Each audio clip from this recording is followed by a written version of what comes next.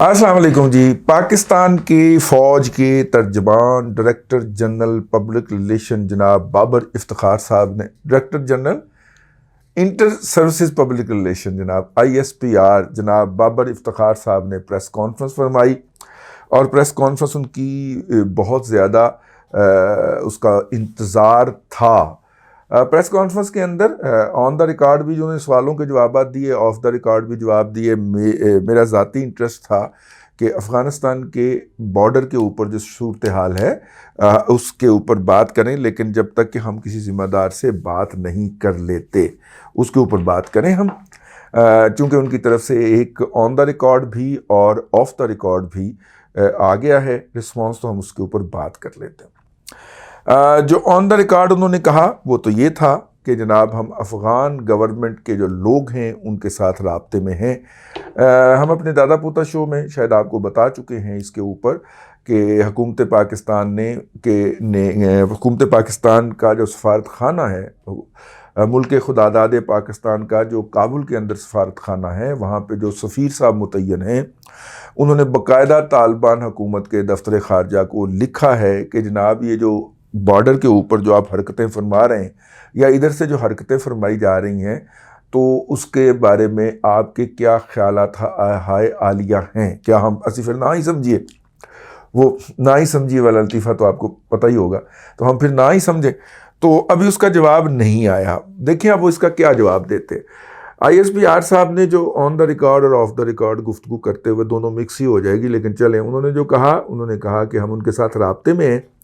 बुनियादी तौर पे वही बात जो मैं पहले कहा करता हूँ वो उन्होंने भी कही, या वो कहते हैं तो मैं कहा करता हूँ कि जनाब वहाँ पे मुख्तलिफ इंटरेस्ट ग्रुप हैं और उन इंटरेस्ट ग्रुप्स के अंदर ख़ास तौर पे वो लोग जो हैं जो माल इधर से उधर और उधर से इधर लाते हैं, यानी कि स्मगलर हजरात, उनको इस तरह की जो बॉर्डर्स हैं उसके ऊपर बहुत तकलीफ़ है।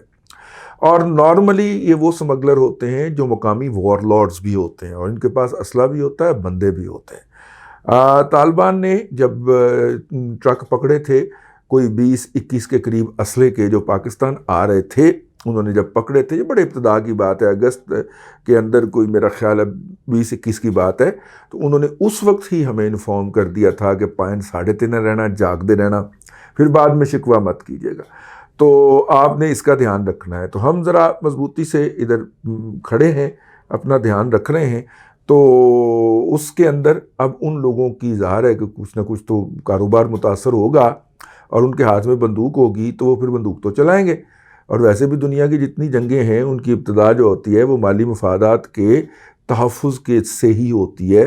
दोनों कौमें जो हैं उनके अंदर वो कन्फ्रंटेशन होती है और फिर जब वो मुज़ाकरात के मेज़ के ऊपर वो मसाइल हल ना हो सकें तो फिर उसके लिए तलवार उठती है और बंदूक चलती है और मिसाइल दागा जाता है। इसके हवाले से ये जो सरगर्मियाँ हुई हैं वो ख़ास तौर पे बलूचिस्तान वाली साइड पे, जहाँ पे कि अभी वो हमारा बाढ़ जो है वो मुकम्मल तो नहीं हो सका, उस तरफ जो हुई हैं उसके हवाले से बहुत सारे लोगों ने बहुत सारी बातें, ताने मेने तशनी जो हैं वो की। और प्रेस कॉन्फ्रेंस के अंदर भी उन्होंने कहा कि पायन तुसी तो क्या सी कि उस तरफ भी अपने लोग आ गए हैं और इधर हम हैं और यूँ अमन हो जाएगा, तो ये क्या है। तो ज़ाहिर है जिनका मफाद गुज़िश्ता 20 साल में सर्व होता रहा है, अब वो हर्ट होगा तो वो रिएक्शन तो देंगे, नंबर 1।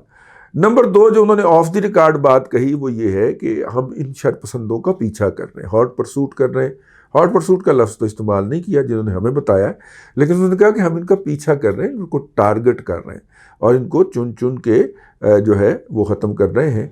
तो उनका फिर रिएक्शन और रद्द-ए-अमल तो आता है। और ये ख़बर इन इत्तलात के बाद और भी ज़रूरी हो गई थी कि वॉइस ऑफ अमेरिका जो कि पाकिस्तान में बैन है, लेकिन उससे गुफ्तगू करते हुए जनाब अहमद रशीद साहब जो कि कहते हैं कि उनकी सेंट्रल एशिया और अफ़गानिस्तान पे बड़ी नज़र है, ज़ाहिर है उनका एक नुक्ता नज़र पर्सपेक्टिव है। वो मुझे याद आया यार, वो अपने हबीब अकरम साहब की किताब आ गई अफ़गानिस्तान के ऊपर, और मेरा ख्याल नहीं था कि इतनी कम्प्रीहेंसिव और इतनी पूरे बैकग्राउंड के साथ इशू को एक्सप्लेन करने वाली किताब जो है वो लिखेंगे, बाहर लिखी है उन्होंने, और इसलिए किसी भी अकीदत का ग़िलाफ़ चढ़ाए बगैर बल्कि क्रिटिकल होकर उन्होंने लिखी है। अगर आप मुझे ये कहने की इजाज़त दें तो बड़ा सेकुलर होकर उन्होंने वो किताब लिखी है। तो अगर आप उसका रियल पर्सपेक्टिव जानना चाहें, अहमद रशीद साहब के नुक्ता नज़र से नहीं बल्कि दूसरे नुक्ता नज़र से, मतलब मैं अहमद रशीद साहब के नुक्ता नज़र का हामी नहीं हूँ इसलिए कह रहा हूँ, दूसरे नुक्ता नज़र से, तो और उर्दू में है, तो अब ये अंग्रेज़ी में उसका तर्जमा वो कर रहे हैं खुद ही।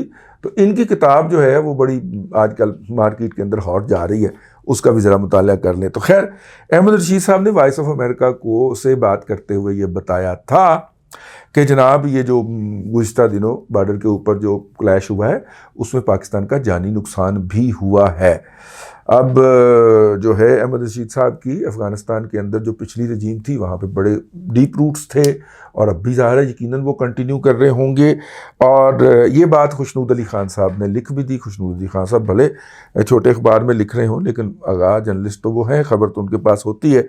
तो इन दोनों ने जब ये लिखा तो उसकी वजह ये थी कि उसके बाद यकीनन फिर उसके मारना तो बनता था, तो वो फिर उन्होंने जाके वहाँ पे किया और उसका रिएक्शन आ रहा है। यानी कि अब हम बाकायदा अफ़गानिस्तान से ये जानना चाह रहे हैं कि पायन फिर की मूड है, ठीक है, फिर कल ना लिए का मतलब क्या मूड है जी आपका, फिर बैठ के कर लेते हैं, मैदान में करना है तो मैदान में कर लें, लेकिन आप इनको रोकें। और अगर आप कहते हैं कि आप नहीं रोक सकते तो फिर हमें इजाज़त दें, हम खुद रोक लेते हैं। इसको अगर आप जोड़ें उस मिज़ाइल हमले से कि जो टीटीपी का एक लीडर नंगरहार है वहाँ पे जाके ठहरा था, छत पे रॉकेट लगा, कहा गया ये मिज़ाइल हमला था, फिर कहा गया कि नहीं ये ड्रोन हमला था, फिर कहा गया कि नहीं ड्रोन ने मिज़ाइल मारा था। मेरा ख्याल है कि ये सारी बातें जो थीं वो उनका जवाब जो है वो आज दे दिया गया। पाकिस्तान ने उनके अंदर भी हमला किया था और जो ऑफ द रिकॉर्ड बताया गया कि हम उस साइड पे भी कोई हरज महसूस नहीं करते अंदर जाने में। ये जो सूरत हाल है ये किसी अच्छी मतलब के मंजरनामा पेश नहीं करती और ऐसा होना था। मतलब मैं उन लोगों में से हूँ जिसने कहा था कि ऐसा होगा और ऐसा इसलिए भी होगा कि अफ़गानिस्तान की जो मौजूदा हुकूमत है तालिबान की, उसके अंदर दो ऐसे डिसग्रंटल्ड एलिमेंट हैं कि जिनका हमारे पास ना कोई जवाब है ना इलाज है। उनमें से एक तो जिसका मैंने जिक्र कर दिया, कारोबारी लोग जो हैं जिनकी रोटी रोज़ी रिज़्क जो है वो आर पार माल ले जाने और मंगवाने और लाने से लगा हुआ है। वो लीगल रास्ते से जाएं तो उनको वारा नहीं खाता और या दूर पड़ता है उनको लीगल रास्ता, तो वो इस तरह के करीबी रास्ते अडॉप्ट करते हैं। दूसरी वो बाकियात हैं जो कि ब्लैक वाटर की बाकियात हैं या अफ़गान हुकूमत ने जिन वॉर लॉर्ड्स को हायर कर रखा था वो वॉर लॉर्ड्स तो यहीं पे एग्जिस्ट करते हैं ना। अगरचे उन्होंने मज़ाहमत नहीं की और तालिबान ने अपनी पॉलिसी के तहत कि जो मज़ाहमत नहीं करता पुरअमन रहता है उसको हम कुछ नहीं कहेंगे, उन्होंने कुछ नहीं कहा। लेकिन ये तो बात जहन में होनी चाहिए ना कि वहाँ पे सैकड़ों नहीं हज़ारों मलेशियाज़ थी, हर बंदे ने अपने इलाके के अंदर लोग भर्ती किए हुए थे और सरकार उन लोगों की तनख्वाह उस बंदे को देती थी। तो अब उसका जब सोर्स ऑफ इनकम टूटा है तो वो डिसग्रंटल्ड तो होगा, तालिबान के साथ नहीं लड़ सकता। वैसे भी पख्तूनों की अफ़गानों की काबुल की ये रवायत है कि जो बंदा आ जाए उसे पहले वो 3 से 4 साल देते हैं कि वो और इसके बाद और वो अंग्रेज़ों की तारीख से आप चल पड़े ना जब वहाँ पे, और उससे पहले वो अपना क्या था जी, वो अलेक्जेंडर द ग्रेट सिकंदर आज़म चल पड़े, वो 3-4 साल उसको कुछ नहीं कहते। पहले जो होते हैं वो वेलकम करते हैं और बिठाते हैं, खाना शाना खिलाते हैं और फिर उसके बाद सीधे होते हैं उसके साथ, ठीक है।